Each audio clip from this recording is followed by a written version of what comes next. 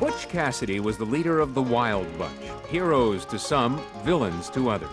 We know from the movies that Cassidy and the Sundance Kid were gunned down in Bolivia in 1909. But there are those who say that the real Butch Cassidy outran the law, changed his name, and lived out the rest of his life as William T. Phillips. I started investigating this matter, and I did find that there was a William T. Phillips who had lived in Spokane from 1910 until 1937, when he died there.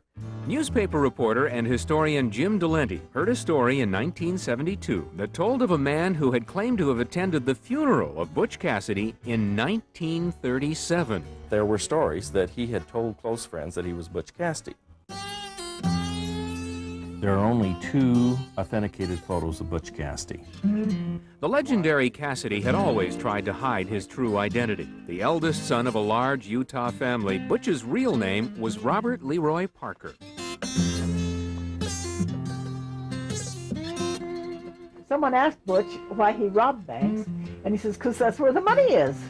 Pearl Baker was raised on Robber's Roost Ranch, once a safe haven for the Wild Bunch. She was also raised on a healthy portion of Butch Cassidy's stories. Well, I was the first one that said Butch Cassidy came back from South America, because so many people had told me, so many people that knew him had seen him and told me that, see?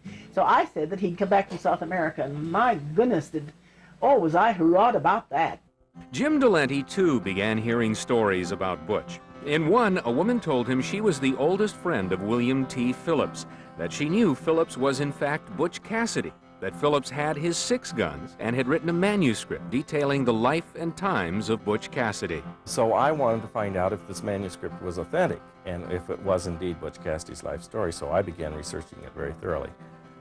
Now, it raises a lot of questions. It also tells a lot about Butch Cassidy that you can't find in any other source. So whoever William Phillips was, he at least knew quite a bit about Butch Cassidy.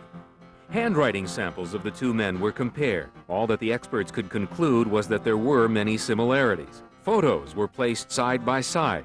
For comparison's sake, the latest one, of course, would be the 1901 shot of Butch Cassidy right here. Then Phillips, but it's a side view, and whereas the Cassidy one is a frontal view, it's kind of hard to tell. One of the most important clues to surface was that William T. Phillips had made many trips to Wyoming in his later years, revisiting the original stomping ground of Cassidy and the Wild Bunch. I think one of the most exciting discoveries for me was to find out that there was somebody still alive who had gone back to Wyoming with Phillips in the 1930s. And he staunchly believed that Phillips was Cassidy because he saw all the old-timers taking him to be Cassidy, and they would take him aside, this young 33-year-old man, and say, "You know who that is, don't you?"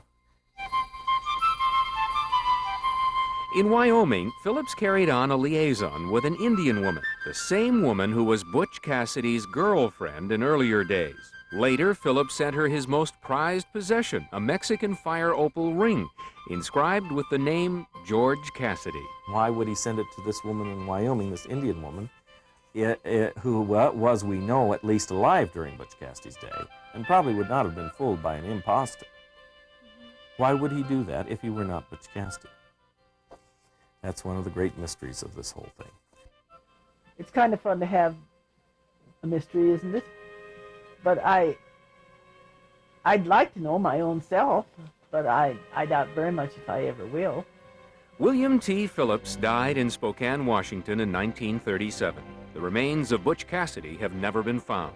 Whether Phillips and Cassidy were one and the same is a mystery that may never be solved. It is just one more piece of the Butch Cassidy legend, a legend that refuses to die.